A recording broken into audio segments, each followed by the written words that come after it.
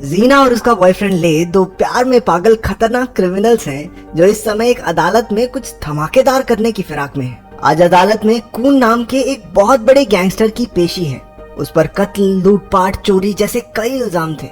उसकी वकील होने के नाते जीना अपने क्लाइंट को डिफेंड करने के लिए उठी। अचानक दर्शकों में बैठा ले भी उठा और सब पर गोलियां चलाने लगा। दर्शकों में उनके कई और साथी भी मौजूद थे। ऐसा लगता है मानो वो कून को यहाँ से निकालने आए हैं। अदालत में मौजूद सभी लोगों को मारकर वो दोनों मेकआउट करने लगे। कून ने उन दोनों से कहा कि ये सब बाद में कर लेना, पहले मेरी हथकड़ियां तो खोल दो। लेकिन वो दोनों उस पर हंसने लगे। उन्होंने एक ग्रेनेड निकाला और कून को जेल सेल में ही उड़ा दिया। हमें पता चलता है कि कई साल पहले कून ने ले के सामने ही जीना के साथ जबरदस्ती की थी। वो उस दिन कून को रोक नहीं सका क्योंकि वो जानता था कि अगर उसने कोई भी चालाकी करने की कोशिश की तो कून के आदमी उन दोनों को मार देंगे। उस दिन उन्होंने कसम खाई कि एक दिन कून से इसका बदला जरूर लेंगे। आज उन्होंने अपना वो मकसद पूरा कर दिया। कोर्ट के बाहर एक स्वॉट टीम सुनवाई के खत्म होने का इंतजार कर रही थी। उनका काम था कून को सही सलामत वापस जेल ले जाना। धमाके की आवाज सुनकर कैप्टन गू, तुमने सही सुना, फिल्म में इसका नाम सच में गू है, लेकिन बार बार गू बोलकर मेरा मन थोड़ा खट्टा हो रहा है, तो ऐसा करते हैं इसका नाम चैंग रख देते हैं, ठीक है।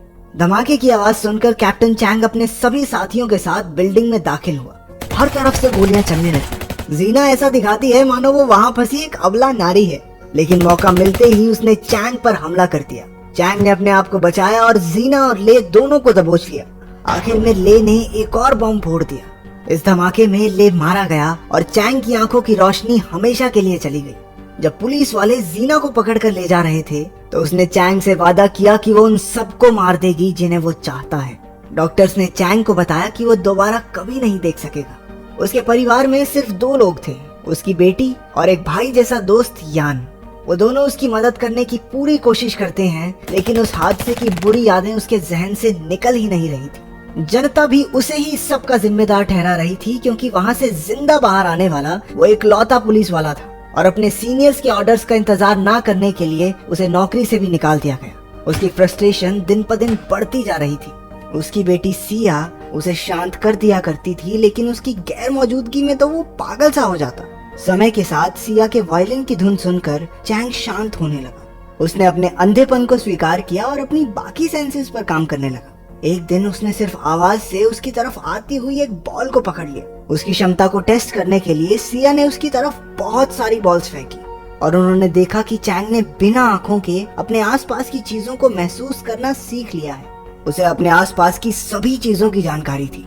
लगभग 6 महीने बाद सिया और चैंग एक संगीत कंपटीशन के लिए मनूला गए। इस दौरान जीना जेल में चैंग को बर्बाद करने के मौके का इंतजार कर रही थी और दूसरी तरफ गैंगस्टर कून का बेटा कैंग अपने पिता की हत्या का बदला लेने के लिए जीना को मारना चाहता है। इसके लिए वो एक पिटीशन भेजता है कि जीना को मनूला की एक जेल में भेज दिया जाए, लेकिन जीना उसके असली इरादे जानती थी और उसने पिटीशन पर दस्तखत करने से मना कर दिया। सिया और चैंग मनूला में पहुंचे और कंपटीशन के लिए सीधा थिएटर चले गए। वहाँ सिया को पता चला कि आज उसकी जगह कोई दूसरी लड़की परफॉर्म करेगी। जब वो हताश होकर बैक स्टेज एरिया में खड़ी थी तो कुछ लोग उसे जबरदस्ती उठाकर ले गए। परफॉर्मेंस शुरू होते ही चैंग समझ गया कि उसकी बेटी तो वायलिन नहीं बजा रही। उसने सिया को कॉल किया, लेकिन फोन उठाने पर उसे सिया की चीखने चिल्लाने की आवाजें सुनाई दी। वो पार्किंग की तरफ भागा, लेकिन इससे पहले कि वो उन तक पहुंच पाता वो लोग सिया को लेकर निकल गए। उसने जल्दी से पुलिस को फोन किया। थोड़ी देर बाद पुलिस ने उसे बताया कि उन्हें नदी किनारे एक लड़की की लाश मिली है जिसके चेहरे को एसिड से जलाया गया था। चैंग ने उस लाश के हाथों को पकड़ा और 1 सेकंड में समझ गया कि ये उसकी बेटी सिया नहीं है, क्योंकि 10 साल से वायलिन बजा रही सिया की उंगलियों का ऊपरी भाग इतना मुलायम नहीं था। उसने ये सब पुलिस को भी बताया, लेकिन वो उसकी बात नहीं मानते, क्योंकि उनके हिसाब से लाश की जेब से मिला सिया का आईडी कार्ड ही बहुत है ये प्रूव करने के लिए कि भाई यही लड़की सिया है, और वो इस केस पर अब और समय बर्बाद नहीं करेंगे। इस पर चैंग को गुस्सा आ गया और वो इंस्पेक्टर को बुरी तरह पीटने लगा।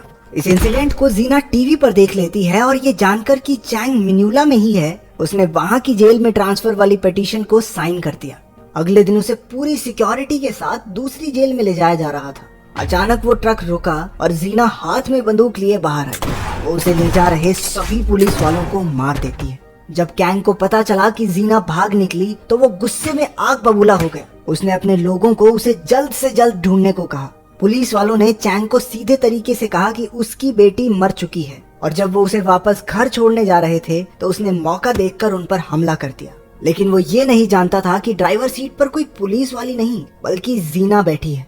हमें पता चला कि सिया को गैंग के ही लोगों ने किडनैप किया था। वो जगह जगह से लड़कियों को अगवा करके उन्हें सबसे बड़ी बोली लगाने वाले को बेचा करते थे। गैंग को सिया बहुत खूबसूरत लगी और उसने अपने आदमियों से उसका रेट बढ़ाने को कहा। क्योंकि जीना गैंग के इस धंधे के बारे में सब जानती थी तो उसने चैंग को उसकी बेटी तक पहुंचने का तरीका बताया। जीना कहती है कि पुलिस उनकी कोई मदद नहीं करेगी क्योंकि वो सब तो गैंग से रिश्वत लेते हैं। हालांकि जीना आखिर में उसकी बेटी को मारना ही चाहती है, लेकिन उसे ढूंढने तक उसने चैंग का साथ देने की ठानी। वो जीना को लेकर एक औरत के पास गया जो ये तय करती थी कि लड़की उनके क्लाइंट्स के लेवल की है भी या नहीं। बिजनेस कोई भी हो, क्वालिटी जरूरी है। उस औरत ने जीना को तो पास कर दिया, लेकिन उसे चैंग के इरादे कुछ ठीक नहीं लग रहे थे। तो जीना के अंदर जाते ही उसने चैंग पर बंदूक तान दी, लेकिन इससे पहले कि वो गोली चलाती, चैंग ने बंदूक छीनकर उसी के सर पर दे मारी। वो भी जीना के पीछे कमरे में गया जहां वो दोनों पकड़े गए। दूसरी तरफ लड़कियों पर गोलियां लगनी शुरू हो गई थी। बहुत से लोग लड़कियों को अपना टैलेंट दिखाते हुए देख रहे थे। जब सिया की बारी आई तो उसने बहुत खूबसूरती से वायलिन बजाया। गैंग को वो इतनी पसंद आई कि उसने बोलियों का सिलसिला ही रोक दिया। वो अब उसे अपने लिए चाहता था। उधर गैंग के लोगों ने जीना को उल्टा लटकाया और चैंग को बेड़ियों में जकड़ दिया। गैंग की पार्टनर बेथ वहां आई और जीना के मरे हुए बॉयफ्रेंड का मजाक उड़ाने लगी। लेकिन जब इस हालत में भी जीना ने हंसना शुरू कर दिया तो बेथ उसे पानी में डुबो डुबो कर टॉर्चर करने लगी। चैंग ने अपने हाथों में बंधी बेड़ियों को तोड़कर सबको मौत की नींद सुला दिया। उसने वाटर टैंक को तोड़कर जीना की भी जान बचाई। चैंग ने बेथ के गले पर कांच का एक तीखा टुकड़ा रखकर अपनी बेटी के बारे में पूछा। उसने बताया कि वो सभी लड़कियां जिन्हें पिछले हफ्ते अगवा करके लाया गया है वो माई नाम के एक आदमी के पास कैद है। जाने से पहले जीना ने बेथ को धक्का दे दिया जिससे वो कांच का टुकड़ा उसके गले के पार हो गया। इसके बाद जीना चैंग को अपने घर लेकर गई, जो कि असलियत में एक पुलिस ऑफिसर का घर है जिसे जेल से भागते वक्त जीना ने मारा था। चैंग को जब बेथ की मौत के बारे में पता चला तो उसने माई से जीना और चैंग को ढूंढकर खत्म करने को कहा। कुछ देर बाद माई अपने लोगों के साथ उनके अपार्टमेंट के बाहर पहुंचा। चैंग को इस चीज का आभास हो गया और उसने पूरे घर में तरह तरह के जाल बिछा दिए। गुंडों के घर में घुसते ही सिलेंडर फट गया जिसमें उनके लगभग आधे लोग मारे गए। माई ने चैंग पर हमला किया जबकि दूसरी ओर जीना बाकियों को ठिकाने लगा रही थी। माई चैंग को मारने ही वाला था कि वो एक रस्सी को पकड़कर बिल्डिंग से बाहर कूद गया। उसने माई पर अचानक हमला किया और उसी रस्सी से उसे बांध दिया जिसका दूसरा छोर अब एक लिफ्ट से बंधा था। माई उन्हें एक स्टोरेज यूनिट में लेकर आया जहां सभी लड़कियों को रखा गया था। वो सब लड़कियां तो आजाद हो गई लेकिन सिया उनमें नहीं थी, जिसका सीधा मतलब ये था कि या तो उसे पहले ही बेचा जा चुका है या फिर वो गैंग के घर पर है और अभी उसका खरीदार मिला नहीं। अगले दिन यान पुलिस स्टेशन पहुंचा और इंस्पेक्टर रामा से केस के बारे में पूछा, लेकिन जब रामा ने उसे कुछ भी बताने से मना कर दिया तो वो अकेले ही अपने दोस्त को ढूंढने निकल पड़ा। इस दौरान चैंग ने जीना के गले पर छुरी रखकर उसे अपनी असली पहचान बताने को कहा। जीना ने वही शब्द दोहराए जो उसने अपने बॉयफ्रेंड ले की मौत के वक्त कहे थे। वो समझ गया था कि ये औरत कौन है। तभी वहां यान पहुंच गया और उसने जीना पर बंदूक तान दी। जीना ने जल्दी से माई को मार दिया जिस वजह से गैंग के घर का पता जानने वाली सिर्फ वही बची थी।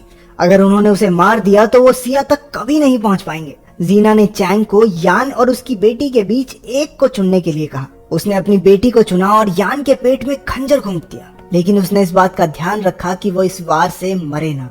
इसके बाद वो दोनों एक गाड़ी में बैठकर अपने बीते हुए कल के बारे में बात करने लगे। जीना ने उसे बताया कि उसके बाप ने बचपन में ही उसे एक गैंग को बेच दिया था, ले ही उसका परिवार उसका सब कुछ था जिसे चैंग ने मार दिया। इसलिए वो अब उसे सिया के सामने मारेगी ताकि उसकी बेटी भी जीना का दर्द महसूस करे। वो दोनों एक हथियार बेचने वाले के पास गए। ये वही आदमी था जिसके थ्रू उसके बाप ने जीना को उस गैंग को बेचा था। इसलिए मौका पाते ही जीना ने उसे मार डाला और सारी बंदूकें और हथियार लूट लिए। चैंग ने उस आदमी के हाथ से एक बॉल भी ले ली।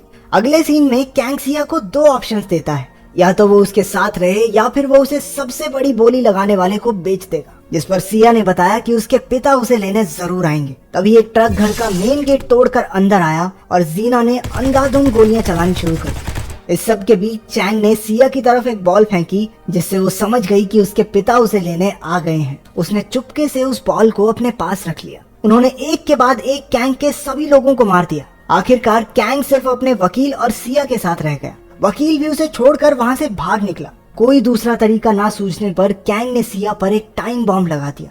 लेकिन इससे पहले कि वो कुछ कर पाता, सीना ने उसे मार दिया।